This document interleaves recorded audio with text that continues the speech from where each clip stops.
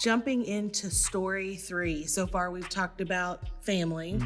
We've talked about rebellion. And next up is flood. Story 3 is the flood. And one thing I think that's really important as we talk about story 3 is the reminder that asking questions is important. Getting clarity is important. I'll give you an example. I was met with a couple ladies a while back. 2 ladies in the class. We were talking about the Bible just in general.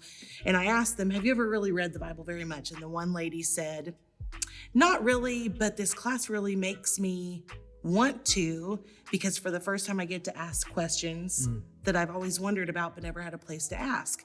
And I said, okay, that's great. That's awesome. And then I asked the other lady, I said, how about you? And she said, well, I gave the Bible a chance once, but then I gave up on it because I asked a question to a pastor and he dodged the answer. And so the opportunity came up that I was able to ask her, by any chance, do you remember what that question was? And she said, yeah. When I first started reading the Bible, people lived a really long time. She said, but then all of a sudden, people didn't live as long. And she said, my question was, did they measure lifespan differently? And I said, oh, well, have you ever heard the story of the flood? And that time in history is when God said, no longer will man live past 120 years. She said, no. And I said, well, don't take my word for it. Let's look it up. So I thumbed through. I didn't remember the reference. Found it in Genesis. We read it together. She said, look, it says exactly what you said it did. But that was a moment there where I don't have the Bible memorized, but we're able to look through and we're able to help connect the dots. Being in community is so important so that we can ask those questions, learn together, and be able to connect the dots together. Yeah, that's really cool. So glad you had the space for that. And just encouraging you to ask questions like God, we talked about, I think in phase 1, that God is big enough for our questions. Like he can handle us asking that stuff. There's not a feeling we can experience that he didn't create us to have. The brain that we have that creates questions, like he's the one that gave us that. And he doesn't sit in, wherever he's at right now in heaven, wherever going, oh man, I hope they don't ask that question. You know what I mean? So, man, it was really looking at the story of Noah and the flood and what goes on kind of in Genesis chapters 3 through 8. There's this story, right, of like the rebellion happens and then God's judgment is the flood that comes. And there's so many ways to connect the story of Noah to the story of Jesus, right? Like that there was this impending judgment, punishment that was coming. There was one door on the ark. The ark was this huge, massive boat that took 120 years to build. And there was just one door on the boat to get in. And when God closes the door, man, it was shut, and that was it. And one of the things I love about the person of Noah, right? Like sometimes I think we have this way of putting people in the Bible like on this pedestal, right? Because we do that with a lot of folks. It's like, oh, well, that guy's in the Bible. But man, if you take time and read the different stories and the ins and outs of people, you find out like they had so many character defects. You know what I mean? They had so many things that they didn't measure up on, or they had situations or scenarios. A lot of them had a lot of the same battles and the same struggles that we have. You struggle with mental illness, and that's something that is a wrestle or a constant battle for you. Read the Psalms, because you read David and he is so up and down. I'm like, bro, he could have used a mood stabilizer sometimes. Like I think it could have been helpful for him because he's kind of all over the place.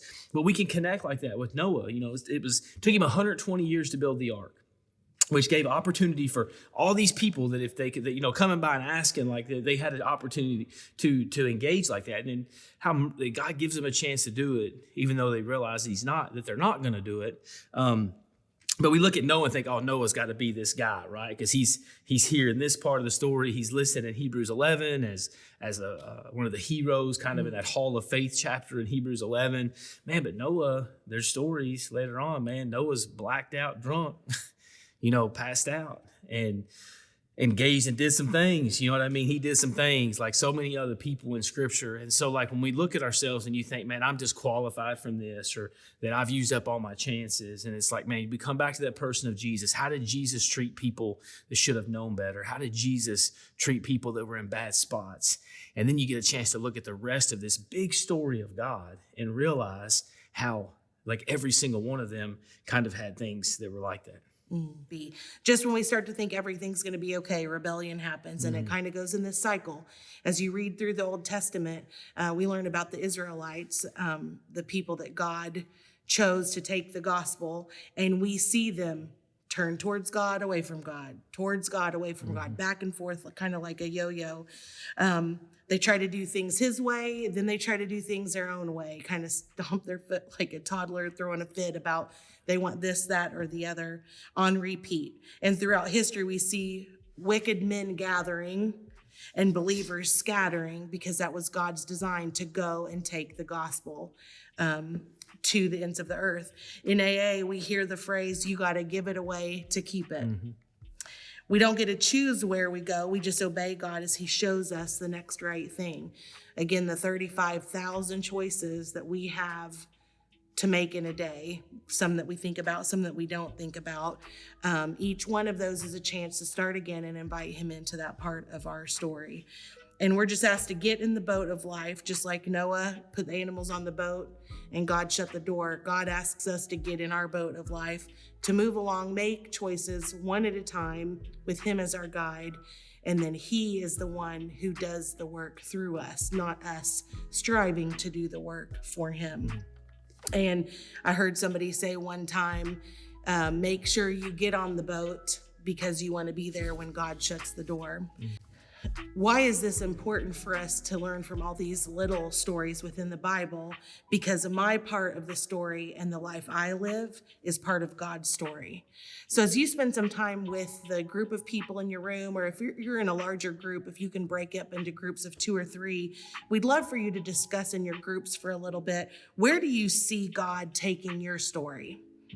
When you quit trying to make a plan, when you quit trying to fix, manage, and control all parts of your life, where do you see God showing up and being at work where you can lean in and follow his lead in your life? Yeah, I love that. Wish so bad we could be a part of the discussion. I know, that's the best part. This is the best part of it, the discussion that's coming right now, asking yourself that question. And we're so grateful to be with you on this part of your journey. We want to connect you to Jesus as a part of your long-term recovery.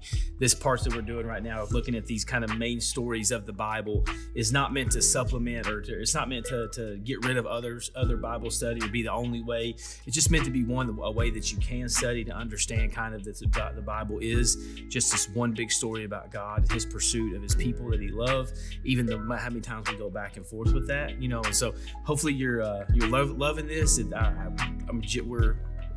really wish we could be a part of the discussions that are going to happen, but so glad you're on this journey with us. I think we could give him one bonus question for this round. Okay. Because here we have a stack of blocks that we clearly didn't say anything about. One of our coworkers loves the story of the tower, and we'll let you, as you read this part of the story, figure out how that fits into this part of history as well. So let us know what you think.